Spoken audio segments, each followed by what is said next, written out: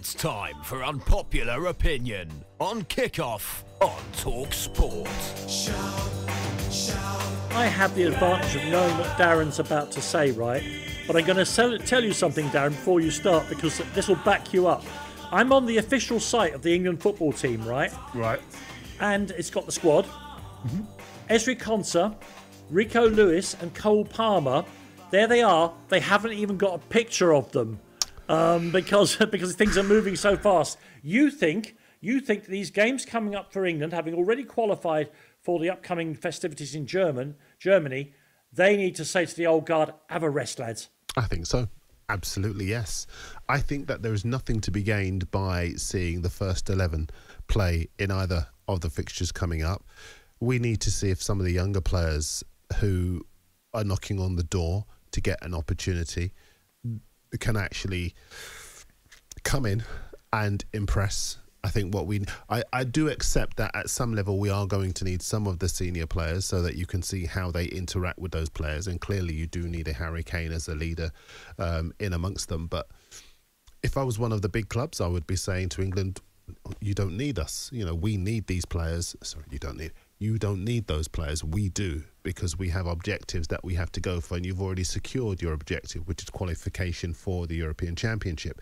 But also, I just think as a public, we need to see some of the players that are in the fringes that don't get a chance. We need to see a James Ward-Prowse. We need to see he's not even in the squad, though. He's not even in the squad, exactly. So we're not going to see him. But this is my point. Why are we not going to see him? He's doing so well for his club. Yeah, but that's a different argument. For the players that are on the periphery who are in the squad, you mean? No. Sorry, we were talking at cross purposes. What I was saying was the base of this is that I feel that the fringe players should be in the squad, and that we don't need so many of the established players that we know are going to Germany anyway and will be part of Southgate's first 11. What we want to see now, what I would like to see now, and by all means, you know, because I know you've schooled me before in terms of you can't just make wholesale changes. You have to have a nucleus of senior players to bring players to come in and work with and learn from. I just feel that I would like to see if the shirt weighs heavy on, for example, or doesn't on some players, if they can come in and cope with that pressure, if they can make that step up, if Watkins, for example, can make another stride towards maybe being on the edge behind Harry Kane if, God forbid, he were to get an injury. I just want to see some more of the younger players rather than the established players all over again. No, I agree with that. I think the problem you've got is that there's a balance between playing, you know, making wholesale changes and which is fine against Malta because we could have 4 teams or 6 teams who could beat them. Quite exactly. But also working on a system and a group that it depends where you are in your management journey and how settled you are with the team in his head. So, for example, you know, you pretty much know 6 or 7, maybe even more of his best 11. Bellingham's going to play with Rice. Rice is going to play, and probably Phillips if he's playing in between January and probably. So that's one little area. Centre half, right? We've got no Stones. Stones is first choice on the team sheet, centre half, if he's fit, but he's not there. So if he's not there in the Euros, what are we going to do? If I'm going to play Harry, who am I going to play with him? Who complements him the best? They're little things you could be working on, and you might need one of these 2 games to have a look at that. But in theory, I agree with you. You're not going to learn much about the players he's had for 2, 3 years, 4 years with him. So give some of these young lads the experience. But ultimately, you can't win in a game against Malta because if he makes 11 changes and some of them play well, everyone's going to say, well, he can't really say that's proof of a good performance because it's only against Malta. And there's no exact science to winning an international tournament, I'm afraid, is there? No, there isn't. I take that, all of those points on board. I think I just feel that even if it is a question of getting younger players used to the senior setup, the opposition almost is immaterial. But what we want, let's say for argument's sake, as has been mooted, that this is Gareth's final tournament. We want to see now that continuity begin now. I would like to see that continuity begin now. I would like to see some of the younger players in that senior setup so that we've got one eye on the World Cup.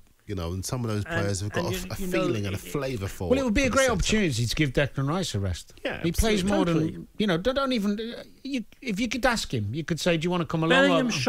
Bellingham won't play to his shoulder, you know. So who is going to be the person playing that forward thrusting role? Exactly. And I tell you what, though, and I hate it because in some ways he's now become the whipping boy. Jordan Henderson, if he plays, better play well, because if he doesn't, the Ward-Prowse thing will just go bonkers, won't it? The Ward-Prowse thing's bizarre. I mean, I've heard Southgate talk about this pivot and this position that Phillips can play and Henderson can play and Phillips can play, and he doesn't put Ward-Prowse in the role of being able to play next to Declan Rice for some reason, even though that's the role he's playing for West Ham. He can play further field, he can play as a 10 or an 8, and he can score a goal, but he can do his defensive work, he can sit in the middle of the park, he plays every week, he does really well for West Ham, even in the big games against the best teams, he stands up, he can do he's disciplined, gets about the pitch. Now, it doesn't really matter whether you think he's better or worse than Phillips. Phillips doesn't play. No. So how can you pick him ahead of him? Now, Gareth will tell me, if he was sitting here now, they play different... He does different things. No, they can play the same position. 100,000,000%. Rico Lewis gets picked in the Manchester City team in a midfield role ahead of Phillips. Does Pep know something? Does Gareth know something Pep doesn't? Exactly. I want to read you this as well, because I don't mind if I get people take issue with what I say. Darren Lewis saying the big clubs should be resting our players because we need them is ridiculous. I'm a Villa fan and I don't want Konsa or Watkins playing in case they get injured, as they're key players for us, and these games mean nothing at all. Is Darren saying only these so-called big clubs have stuff to play for? Villa Gaz. He's caught you right out there, Darren. Well, not really. I mean, because I think, first of all, Villa are a massive club. They're not a big club, they're a massive club. Also, Ollie Watkins and Ezri Konsa will want to play. Exactly, and to be honest with you, the bigger the games that those players play in, the higher the higher their ceiling. And for me, I want to see a Watkins go to a European Championship. If those players were not to go, I would imagine Villa Gaz would be unhappy and saying, well, look, he's had a great season, why is he not going? Most Villa fans I know have been screaming for Konsa to get a chance with the England squad. So, and they are. Yeah, that's just a Villa fan desperate for them to do well. Yeah. And understandably so. Joe, more importantly, why is it that some players, we always use their full name and some we don't? We never say it's Cole Palmer, isn't it? It's Rico Lewis, it's Virgil van Dijk, it's Trent Alexander-Arnold. Whereas other players, you know, Madison, Van der Ven, Basuma, Watkins. If you're known by, it's usually a sign that if you're known by your surname, that's a good thing. It's always Harry Kane, isn't it? We never know what to say Kane. Yeah. It's always Harry Kane. Listen, that England game on Friday against Malta, it's live here on talkSPORT. It's a 7:45 kickoff.